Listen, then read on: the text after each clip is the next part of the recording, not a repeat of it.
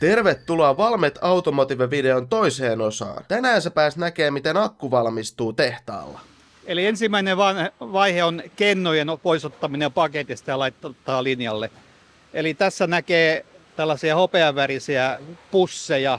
Ne otetaan laatikoista ulos, robotti ottaa ne tarjottimista ja ne laitetaan sen jälkeen 2 kappaleen pareittain tähän meidän omaan tarjottimeen. Seuraava vaihe on niin sanottu cut and bending, leikkaus ja taivutus, jolloin näistä kennosta katodi ja anodi leikataan tarkalleen oikein muotoiseksi, oikein pituiseksi ja taivutetaan, koska nämä hitsataan myöhemmin yhteen, niin on tärkeää, että se taivutus ja leikkaus onnistuu täydellisesti.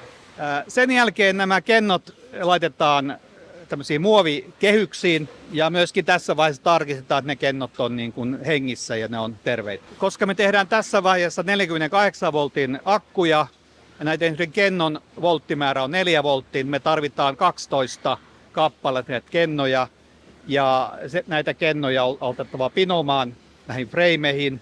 Ja tässä vaiheessa laitetaan tällainen kaksipuolinen teippi näiden kennojen väliin ja aloitetaan liimaamaan niitä kennoja sitten yhteen. Tässä vaiheessa, kun ne teipit on paikalla, aletaan tekemään tällaisia minimoduleita, eli tehdään 2 kennon paketteja, jolle me saadaan tämmöinen 8 voltin minimoduuli. Asiat on meille erittäin tärkeitä, koska tämä kenno on kumminkin, jos kennolle tapahtuu jotenkin, tulee oikosulkuja tai muuta, niin käynnistyy helposti tämmöinen eksoterminen reaktio.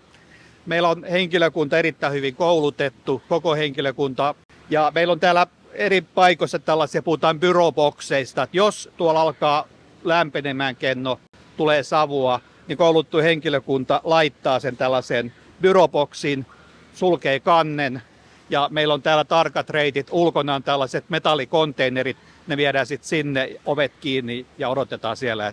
Ja kun tuossa alussa nämä katodi ja anodi laitettiin oikein muotoksi ja taivutettiin, niin tässä vaiheessa vielä nämä minimodulin katodi ja anodi taivutetaan sitten oikeaan kulmaan ja valmistellaan niiden hitsausta yhteen.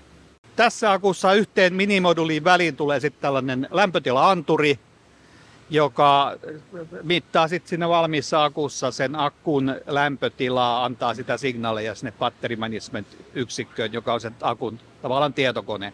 Ja kun nämä minimodulit ovat valmiit, ne kerätään sitten yhteen, laitetaan 12 kennon pakettiin, nostetaan tämmöiseen metalliraamiin ja tämän tekee nämä 3 robottia tuolla taustalla. Ja sen jälkeen puhutaan tällaista powerpackista, eli nämä moduulit ovat laitettu sitten yhteen pakettiin.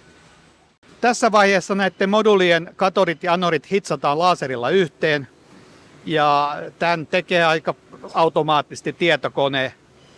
Pian näkyy se hitsaus. Tuossa näkyy 3 stripea, tarkoittaa, että siinä on hitsattu yhteen nämä.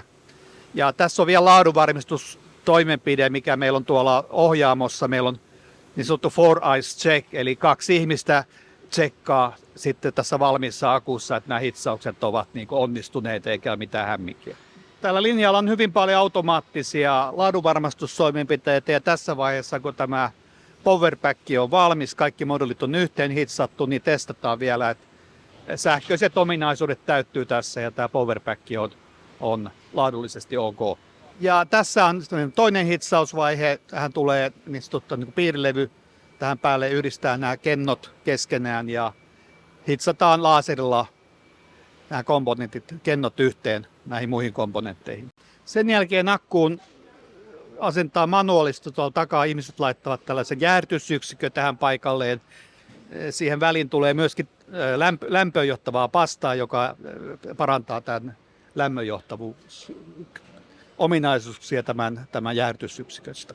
Akussa on paljon tällaisia ruuvaustoimenpiteitä. Tässä on yksi ensimmäistä ruuvaustoimenpiteestä. Robotti laittaa ruuvin paikallaan, ruuvaa sen juuri oikeaan momenttiin oikeassa kulmassa ja tsekkaa, että se ruuvaus on varmasti onnistunut.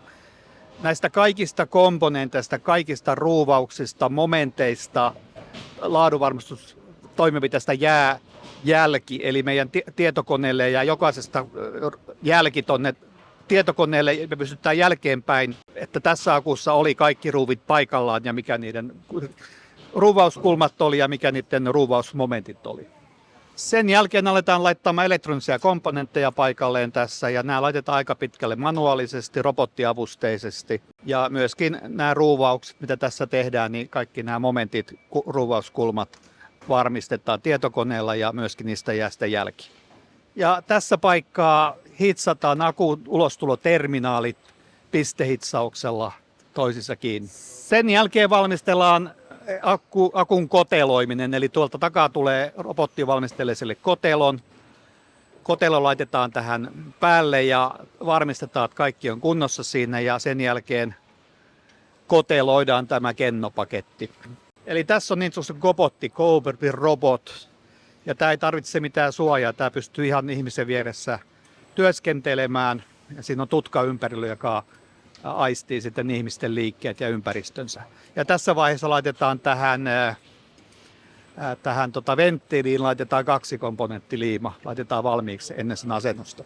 Tässä vaiheessa laitetaan lämpöjohtava pasta tämän akun päälle ja valmistellaan laittamaan DC-DC-muunin komponentti tähän akkuun. Tässä paikkaa laitetaan tämän akun päälle niin sanottu DC-DC-muunin, joka nyt vielä toistaiseksi pysyy tällä lämmönjohtavalla pastalla tässä kiinni, mutta se myöhemmin ruuvataan sitten kiinni. Ja nyt alkaa varsinaisesti akkujen testaus. Tämä ensimmäinen testausrutiini tässä on tämän tiiveystestaus, eli tänne laitetaan paine ton akun sisälle ja mittarilla mitataan, että se paine pysyy, eli tarkoittaa, että tämä akku on sitten ilmatiivis. Tiiviystestin jälkeen tehdään muut elektroniset testit, kirjoitetaan se data tänne akkuun, mitä tuolla valmistuksessa oli syntynyt. Ja tässä on tämmöinen muutamien minuuttien pituinen testirutiini ja näitä on muutama asema, koska tätä testirutiini kestää vähän kauemmin. Ja sen jälkeen se akku on laadullisesti ok. Ja viimeisessä vaiheessa akkuun laitetaan vielä muutama komponentti lisää ja tämä on oikeastaan viimeinen asennusvaihe tässä akussa. Tämän jälkeen akku on valmis. Ja vihoviimeisenä vaiheena automaattisesti tämä akkuun laitettavat tarrat, turvallisuustarrat ja myöskin identiteettitarra, joka antaa sille joka akulle oman identiteettitunnuksen ja kirjoittaa päivämäärät ja datat, mitä asiakas on siihen vaatinut kirjoitettavaksi.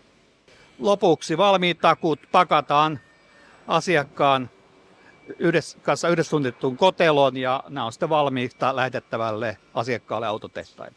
Eli tällaista tällä kertaa. Kiitos paljon katsomisesta. Me nähdään taas erittäin pian seuraavan futuristivideon parissa. Se on moro!